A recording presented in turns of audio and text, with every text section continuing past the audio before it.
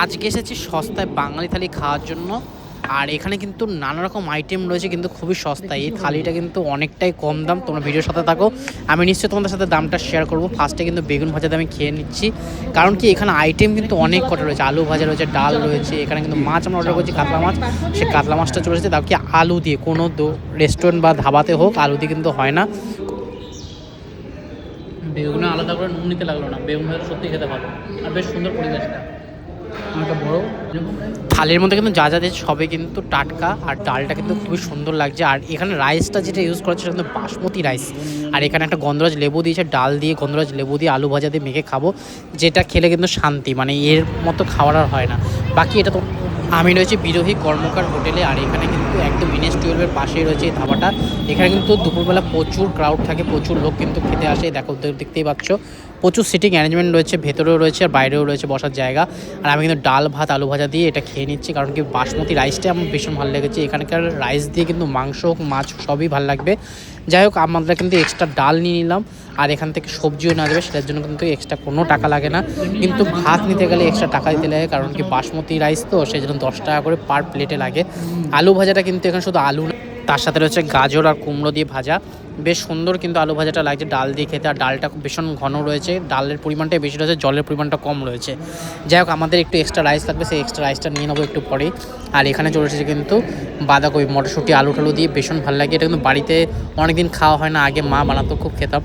এখন তো মা সেরকম রান্না বান্না করে না, সেই জন্য কিন্তু এরকমভাবেই খেতে হয়। যাই হোক, হোটেলে এসে বেশ সুন্দর খাওয়া দাওয়ার, বাঁধাকপির তরকারি, ডাল, আলু ভাজা, ভাত, আর কি চাই সত্যি। আর রাইসটার কোয়ালিটিও খুব সুন্দর, বাঁধাকপির টেস্ট অসাধারণ।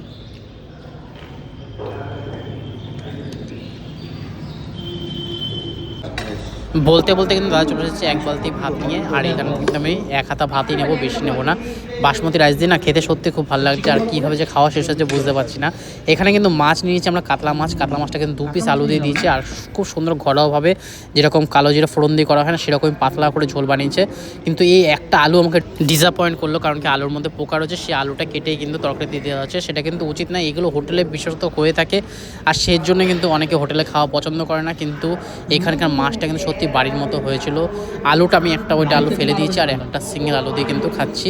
কিন্তু মাছ ভাত আর আলু দিয়ে কিন্তু দারুণ লাগছে। এরপর কিন্তু মাংস আমরা অর্ডার করছি, মাংস দিয়ে খাবো। মাংসটা কিন্তু শেয়ার করে খাবো, 2 পিস নিয়েছি, ও একটা খাবে আমি একটা খাবো। কাতলা মাছটা সত্যি খুব সুন্দর, কারণ কি আমাদের এখানে গঙ্গা আছে আশেপাশে, তাই ইজিলি খুব টাটকা ভালো মাছ পাওয়া যায়। সেটাই কিন্তু এখানে কাতলা মাছটা খুব টাটকা লাগলো। যাই হোক, ভাতের সাথে এবার কিন্তু চিকেন কষাটা খাবো। চিকেন কষাটা কিন্তু আলাদা গ্রেভি দিয়ে করা হয়েছে, এখানে কিন্তু মাছটাকে ইউজ করে না। তোমরা যদি কোনো চলন্ত মানে চলতি হোটেল বা ধাবাতে যাও, সেখানে কিন্তু এইরকম মাছটাকে ইউজ করে না। একমাত্র বড় বড় রেস্টুরেন্টগুলোতে এইসব করে থাকে, কিন্তু এইসব ধাবা বা হোটেলে খেয়ে কিন্তু সত্যি আলাদাই মজা লাগে, আর সস্তার মধ্যে খাওয়া যায়। এই থালিটা কিন্তু ভেজ থালি পড়েছে 40 টাকা, আর চিকেনটা আমরা নিয়েছি 110 টাকা দিয়ে। আর কাতলা মাছটা নিয়েছি, কাতলা মাছটা তোমরা যদি খাও 90 টাকা থালি। যাই হোক, আমরা এরমভাবে কন্টিনিউ করলাম, এরমভাবে খেলাম। আর মাংসের কোয়ালিটি সত্যি খুব সুন্দর, মাছের কোয়ালিটি খুব সুন্দর ছিল। তোমাদের যদি ভিডিওটা ভালো লাগে অবশ্যই কিন্তু লাইক শেয়ার করতে ভুলো না। আর চিকেন কষা একটু ভালো হলো, বেটার হতো, তাই না? চিকেন কষাটা এভারেজ লাগলো, কারণ কি নুনটা একটু কম ছিল, নালে কিন্তু বাকি সব খাওয়ারই ভালো লাগলো। আর এখানে একটা চাটনি রয়েছে, চাটনিটাও তোমাদের সাথে শেয়ার করবো। এটা কিন্তু তেঁতুলের চাটনি দিচ্ছে লাস্টে খাওয়ার জন্য। তেঁতুলের চাটনি খুব টক, বেশ ভালো।